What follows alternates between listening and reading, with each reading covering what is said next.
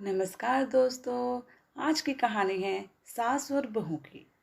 Hello दोस्तों, कहानी में आगे बढ़ने से पहले आप लोग से रिक्वेस्ट है, कहानी को पूरा सुने तभी समझ में आएगा और अच्छा लगे तो लाइक एंड सब्सक्राइब के साथ आगे जरूर बढ़ाएं। कहानी को शुरू करते हैं। क्या बात है, जब से सीमा के घर से आई हो तुम्हारा चेहरा उतरा उतरा सा क्यों है? पवन ने पिंकी से पूछा। कुछ नहीं, जाने दीजिए, आप भी मुझे नहीं समझेंगे और चार बार सुना ही दोगे। ये कहकर पिंकी कपड़े बदलकर बिस्तर पर आकर लेट गई। नींद आंखों से कोसों दूर थी। समझ नहीं आ पा रही थी सासू माँ ने आखिर ऐसा क्यों किया। पिंकी जब 8 महीने पहले ब्याह कर आई थी, घर में सास और जेठ जी का परिवार रहता था और विवाहित छोटी ननद बीच में शहर में रहती थी। पवन की नौकरी दूसरे शहर में थी, तो शादी के बाद कुछ समय तक पिंकी ससुराल रहकर पवन के साथ रहने लगी। पवन के साथ रहने जाने की तैयारी करने लगी।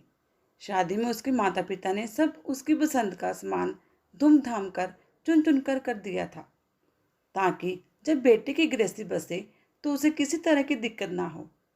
पिंकी भी बड़े मनोभाव से अपने मायके से मिले सामान पैक कर रही थी। तभी सासू माँ कमरे में आ गई और बोली, ये क्या, तुम तो अपना सारा सामान ऐसे बांध रही हो जैसे यहाँ फिर कभी आओगी ही नहीं। सामान पैक करते पिंकी के हाथ ही रुक गए थे। माँ, मेरे पास रसोई का ज़्यादा सामान नहीं है। अब पिंकी रहेगी तो ये सब उसने अपने हिसाब से ही करेगी। मैंने ही कहा तो तुम्हारे रसोई के सामान और बर्तन वह ले चलो, कार में जितना जाएगा वो ले जाते हैं। पवन ने कहा, अच्छा अच्छा ठीक है, पर जब सब बटोर कर ले ही जा रहे हो तो यहाँ आओगे ही ना, फिर तो जरूरी ही वही ले जाओ। सावित्री जी ने कहा। पिंकी ने जैसे कुकर का डिब्बा उठाने लगी, सास ने कहा, बहू यह तो बहुत बड़ा डब्बा है, तुम दोनों के लिए ये छोटे कुकर ही सही रहेगा। यहाँ का कुकर भी खराब हो रहा है। बड़ी बहू कब से ले जाने को कह रही थी, आखिर ये घर भी तो तुम्हारा ही है। पिंकी कुछ बोल नहीं पाई। सास ने कुकर को अंदर रख दिया। पवन, ये एक डिनर सेट है, ले चले? पिंकी ने पवन से पूछा। बड़ा डिब्बा देखकर पवन ने कहा, इसे अभी रहने दो, फिर कभी आएंगे तो ले चलेंगे। सावित्री बहुत सारी चीज़ों को देखकर ले जाने से मना करते हुए कहा, अभी नई गृहस्थी में शौक की चीज़ें रखने की क्या ज़रूरत है। काम का लो। उधर जब पवन को कहती है ये चाहिए वह चाहिए तो उसे उस पर गुस्सा करता। वो कहता, तुम रसोई भरना है बस। ऐसे ही एक दिन कुछ मेहमान घर आने वाले थे। पिंकी ने पवन से कहा, देखो आज वह डिनर सेट होता तो हम उसे निकाल कर प्रयोग करते ना। अब जाओ और एक डिनर सेट लेकर आओ। यार, वह मेरे दोस्त हैं, हम जैसे खाते हैं उन्हें वैसे ही खिला देंगे। अब जाएंगे तो तुम डिनर सेट लेते आना। पवन ने अपना पल्ला झाड़ते हुए कहा।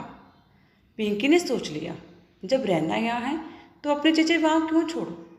वैसे भी सासू माँ ने पापा से कह दिया था, जो देना है आपने अपनी बेटी को देना है, आपको इसमें हम कौन है रोकने वाले। 8 महीने बाद कुछ दिन की छुट्टियों में पवन और पिंकी घर आए थे। आज आते ही सीमा जी ने सावित्री जी से कहा था, भैया भाभी को लेकर डिनर पर आओ, भाभी से मिलना भी हो जाएगा और नंद का घर भी देख लेंगे। इसी क्रम में सब लोग डिनर पर गए थे। डिनर टेबल पर सब कुछ बहुत व्यवस्थित था, पर जो सबसे आकर्षण केंद्र था वो था सीमा का डिनर सेट। पिंकी तो देखकर आश्चर्यचकित रह गई थी जब सीमा ने सबको खुश होकर बताया, इस बार छुट्टी पर मायके गई तो माँ ने दिया था।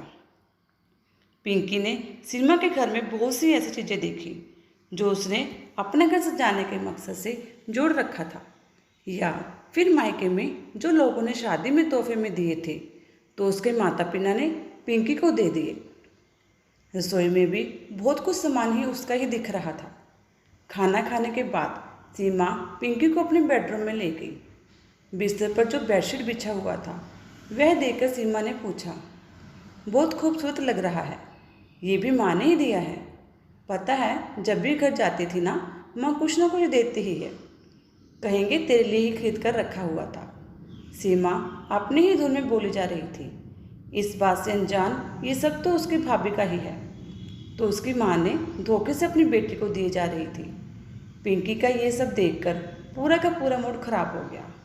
आखिर सास ने धोखे में क्यों रखा था, बाद में ले जाना, ये सब सोचते सोचते पिंकी को नींद आ गई। दूसरे दिन अपने मन की उथल पुथल को शांत करने के लिए पिंकी सावित्री जी से पवन के सामने बोली, मम्मी जी, सीमा दीदी के पास भी बिल्कुल मेरे जैसा ही डिनर सेट था, और तो और उसके कमरे में जो बेडशीट था सेम मैंने भी पसंद कर लिया था। आपको मेरी पसंद कितनी मिलती है? पवन ने कहा, इस बार बाकी सामान भी ले चलेंगे, वहाँ कभी कभी बहुत ज़रूरत होती है और यहाँ लेने नहीं देते। आप स्टोर रूम की चाबी दीजिएगा, मैं सामान देख लूँ क्या क्या ले जाना है। सावित्री जी इस बात को तैयार जरा भी नहीं थी। अभी जाने दे, अभी जाने में 2 दिन है ना, बाद में रख लेना। सावित्री जी ने कहा, अरे माँ दे दो ना, ये उसमें ही व्यस्त रहेगी, तब तक हम माँ बेटा बातें करेंगे। पवन सावित्री जी से बोला, पर बेटा, सावित्री जी कहे तो क्या कहे, उन्होंने तो सोचा ही नहीं था कि पिंकी अपनी चीज़ें पहचान जाएगी। क्या हुआ मम्मी जी, आपने वह सीमा को दे दिया, ऐसा तो नहीं है, इसलिए चाबी नहीं दे रही? पिंकी बिना परिणाम जाने बोल पड़ी। ये क्या बोल रही हो पिंकी, माँ ऐसा क्यों करेगी? अगर उन्हें अपनी बेटी को देना होगा, क्या वो आप खरीद कर नहीं दे सकती? और क्या वो तुम्हारे सामान के जैसा ही होगा? पवन गुस्सा करते हुए कहा, हाँ हो सकता है, मैं तो बस ऐसे ही बोली थी। पिंकी सावित्री जी के चेहरे पर आई परेशानी को समझ रही थी। वे गलत नहीं बोल रही है। हाँ दे दिया मैंने अपनी बेटी को तेरा सामान, तो क्या हुआ, तुम्हारी नंद नहीं है क्या वह? सावित्री जी बिफरते हुए बोली। पवन आश्चर्य से बोला, तुमने तो हमें कहा था बाद में ले जाना, वह बस हमें धोखे में रखने के लिए कहा था ताकि तुम सीमा को दे सको। अरे तुम बोलती तो खरीद कर दे देता। पिंकी, उसके माता पिता ने उसे बड़े चाव से दिया था, और तुमने भी तो यही कहा था, जो तुम दे रहे हो वो अपनी बेटी को दीजिए। फिर तुम तो अपनी बेटी को देकर वाहवाही पा रहे हो। पवन को माँ का ये व्यवहार अच्छा नहीं लगा और पिंकी के उत्तर चेहरे का राज भी समझ गया। माँ जब सीमा दी ने कहा था कि माँ ने दिया, तभी मुझे समझ आ गया था। आपने मेरा अधिकांश सामान उठाकर उन्हें दे दिया। पर क्यों? पिंकी ने सावित्री जी से पूछा। मेरी बेटी की शादी में मैंने अपनी बेटी को बहुत कम सामान दिया था। जब तुम्हारा सामान जितना देखा तो मेरे मन में आने लगा, बेटी को देने का शौक़ पूरा कर सकती हूँ। मुझे लगा ही नहीं था तुम लोग बाद में सामान लेकर जाने का सोचोगे और पिंकी को इतना सब याद रहेगा। मुझे माफ़ कर दो बेटा, मैं बेटी के मुँह में बहू की चीज़ें पर अपना हक जमा बैठी। सावित्री जी रोते हुए बोली, मम्मी जी माफ़ी की बात नहीं है, पर परिवार में वह भी बेटा है, बहू को धोखे में रखकर ये सब करना सही नहीं है। आप मुझसे बोलती तो मैं मना नहीं करती, पर मेरे पीछे से मेरे सामान देना सही नहीं था। बाकी आप बड़े हैं और समझदार भी हैं, मैं कुछ लेकर नहीं जाऊंगी। मुझे नहीं पता था बेटी के माता पिता जो सामान बेटी को देकर विदा करते हैं, ससुराल आते ही उस पर उसका हक नहीं रहता। पिंकी इतना बोल अपने कमरे में चली गई। पिंकी, मुझे जरा भी अंदाज़ा नहीं था मैं ऐसा कुछ करेगी। उन्होंने जो किया गलत किया। अब यह बात को कभी भी सीमा को मत बताना, उसे बहुत बुरा लगेगा कि उसकी माँ ने भाभी की शादी का सामान उसे दे दिया।